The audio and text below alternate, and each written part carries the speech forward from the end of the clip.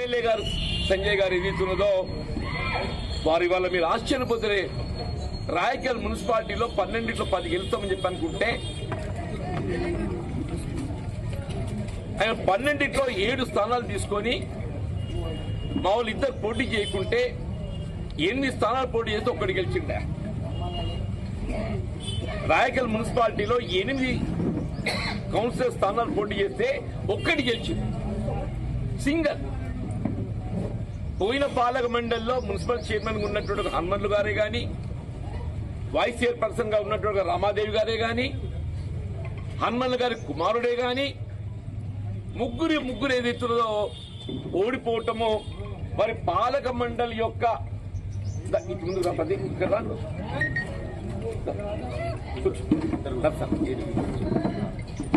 వారి పాలక మండలి యొక్క అంటే అవినీతికి, అసమర్థతకు, అవకతవకలకు ఇట్స్ అన్ ఎగ్జాంపుల్.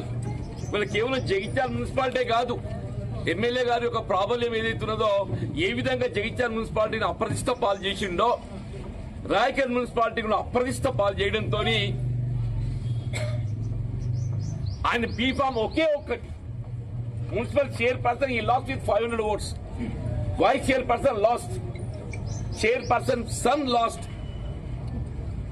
ఇలా కాంగ్రెస్ పార్టీ 3 బీఫామ్ లో పోటీ చేస్తే అంటే ఒరిజినల్ కాంగ్రెస్ రెండోది గెలుచుకున్నాం. మేము చేసింది 3, రెండోది గెలుచుకున్నాం చెప్పండి. ఒక ఇండిపెండెంట్ అభ్యర్థి నాగరాజు గెలుచుకుందని చెప్పండి. వాస్తవంగా రాయకల్ ఏదైతుందో అంటే ఇంత బలోపేతంగా ఉన్నటువంటి ఒక కాంగ్రెస్ పార్టీని ఇలా పూర్తిగా అసలు చిన్న భిన్నం అని చెప్పంటున్నాను. నేను చిన్న భిన్నం చేసి వదిలేసిండే అంటున్నాను. ఏం లేని కాడ బీజేపీ 5 గెలుచుకుందా, బీఆర్ఎస్ 3-4 గెలుచుకున్నట్టున్నది. ఇప్పుడు జగిత్యాలకు వచ్చి కూడా ఏదైతే ఉందో 40 స్థానాలు గెలుస్తామని చెప్పని భావించిన జగిత్యాల మున్సిపాలిటీ ఇవాళ 20-22 పరిమితం కావడం బీఫామ్లతోని. అంటే వాస్తవంగా 50 అందరం ఏకాభిప్రాయం సూచిస్తే ఆ ఎంపిక అనేది ఏదైతుందో ఒరిజినల్ కాంగ్రెస్ ఎవరైతే అభ్యర్థులు ఉంటారో ఏకాభిప్రాయంతో ప్రతిపాదించబడ్డ అభ్యర్థులను ఎమ్మెల్యే గారు ఆయన సంబంధం లేకుండా ఆయన సలహాలు సూచనలతో చేయడంతో పరిస్థితి ఎంత దిగదారితో దయచేసి గమనించండి చెప్పంట.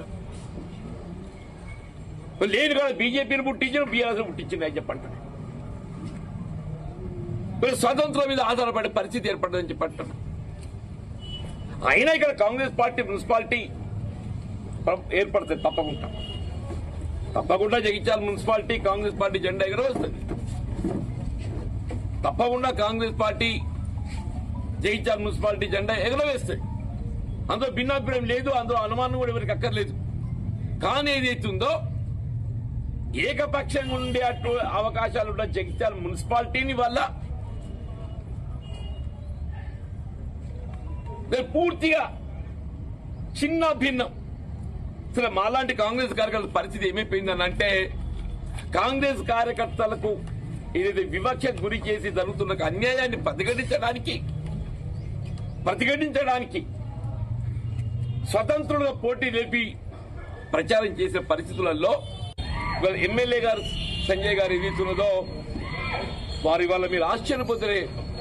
రాయకల్ మున్సిపాలిటీలో 12లో 10 గెలుస్తామని చెప్పి అనుకుంటే ఆయన 12లో 7 స్థానాలు తీసుకొని మా వాళ్ళు ఇద్దరు పోటీ చేయకుంటే 8 స్థానాలు. కార్పొరేషన్స్ సంబంధించిన రిజల్ట్స్ ఇప్పుడిప్పుడే వస్తున్నాయి. మున్సిపాలిటీకి సంబంధించి కంప్లీట్